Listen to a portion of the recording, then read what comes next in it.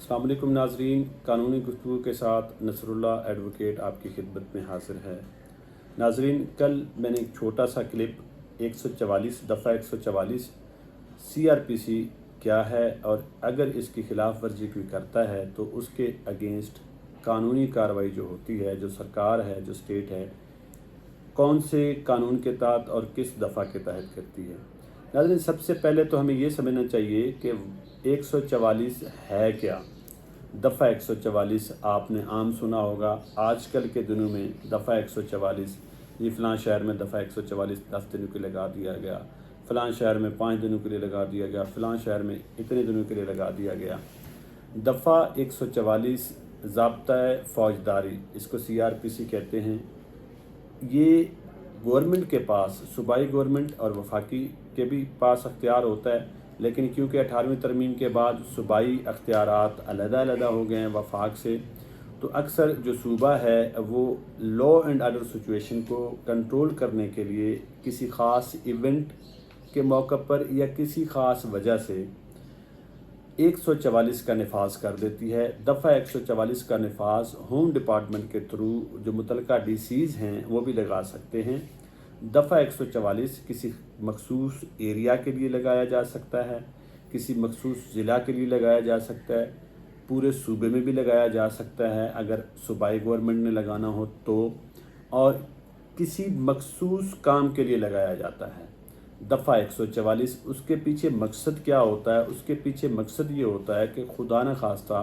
कोई ऐसा वाक़या ना पेश हो जाए जिसमें इंसानी जान को ख़तरा हो, जिसमें मुल्क को ख़तरा हो, जिसमें किसी इदारे को ख़तरा हो, जिसमें कोई ऐसी चीज़ बाद में रिज़ल्ट में ये चीज़ सामने आए कि खुदा न खास्ता कोई ऐसा नुकसान हो गया हो जिसका कोई इर्रिपेयरेबल लॉस ना हो। तो सरकार इन चीज़ों से बचने के लिए दफ़ा 144 का नफाज कर देती है और वो सरकारी जो नोटिफिकेशन होता है वो जारी होता है। 7 दिन का भी होता है, 14 दिन का भी होता है, महीने तक का भी लगाते हैं बाज़ औक़ात।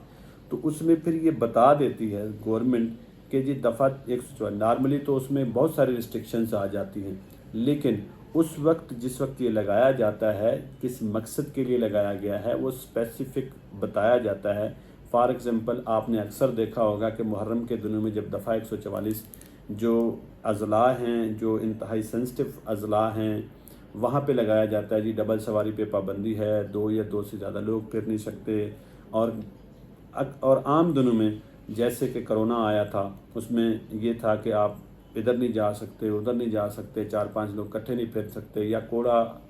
के लिए लगाया जाता है, कूड़ा आप आम जगह पे नहीं फेंक सकते। ये चीज़ें जो होती हैं कुछ पब्लिक वेलफेयर के लिए, उनको पब्लिक राइट्स को जो है ना सेव करने के लिए दफ़ा 144 गवर्नमेंट वक्तन फ़वक्तन लगाती रहती है। और इसको इम्प्लीमेंट उस ज़िले में जिस ज़िले में लगाया गया है या उस सूबे में जिस सूबे में लगाया गया है, तो जितनी भी इन्फोर्समेंट एजेंसीज़ हैं वो उसकी इम्प्लीमेंटेशन के लिए वो भरपूर कोशिश करती है ताकि मफाद आमा को कोई ख़तरा ना पहुँचे, पब्लिक डिस्टर्बेंस ना हो, पब्लिक ट्रैंक्विलिटी ना हो। और अगर कोई बंदा इस नोटिफिकेशन के बाद उसकी वायलेशन करता है तो सरकार के पास क्या अख्तियार है, कौन से कानून के थ्रू वो उन लोगों के ख़िलाफ़ कार्रवाई करते हैं जो इसकी वायलेशन करते हैं, 144 की ख़िलाफ़ वर्जी करते हैं। अगर रूटीन में जैसे होता है कोई ख़िलाफ़ वर्जी हो जाती है तो वो जुर्माना भी कर सकते हैं, वो फ़ाइन भी कर सकते हैं, वो उसमें आपको इम्प्रिजनमेंट भी दे सकते हैं, मतलब कैद भी दे सकते हैं। उसमें 2 तरह के हैं, एक महीने की कैद भी दे सकते हैं, उसमें कुछ जुर्माना है, कुछ 100 रुपये हैं वो भी दे सकते हैं, या आपको 6 महीने की कैद भी दे सकते हैं और कोई 3-1 हज़ार रुपये जुर्माना है वो भी आपको कर सकते हैं।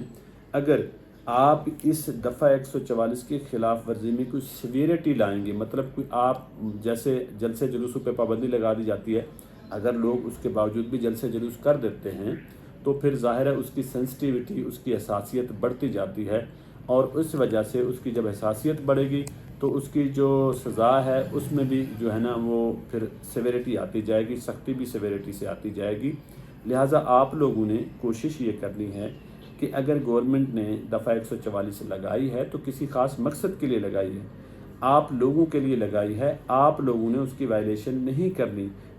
گورنمنٹ کا اس کے پیچھے گورنمنٹ کا صرف اتنا مفاد ہوتا ہے کہ بھی عوام کو، مفاد عامہ کو کوئی نقصان نہ پہنچے، پبلک کو کوئی ڈسٹربنس نہ ہو، باقی گورنمنٹ کا کوئی کنسرن نہیں ہوتا۔ سیاسی دفعہ 144 وہ تو ہر کسی کو پتہ ہے وہ کیسے ہوتا ہے، اور اس کی جو کیا کہتے ہیں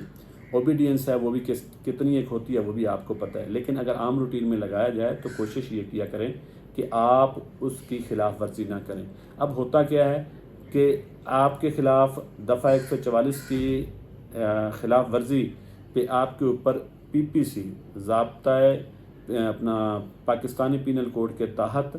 آپ کے خلاف دفعہ 188 کی کارروائی ہو جاتی ہے، آپ کو پتہ ہی نہیں ہوتا، پھر آپ لوگ بعد میں پریشان ہو جاتے ہیں، کیونکہ آج کل سسٹم آن لائن ہے تو سسٹم میں چیزیں اپ ڈیٹ ہو جاتی ہیں، تو پھر آپ کے لیے ڈسٹربنس کا باعث بنتی ہیں۔ لہذا میری آپ لوگوں سے ریکویسٹ یہ ہے کہ دفعہ 144 کی خلاف ورزی نہ کریں، کیونکہ یہ مفاد عامہ کے لیے، آپ کے لیے ہے، میرے لیے اور سب لوگوں کے لیے ہے۔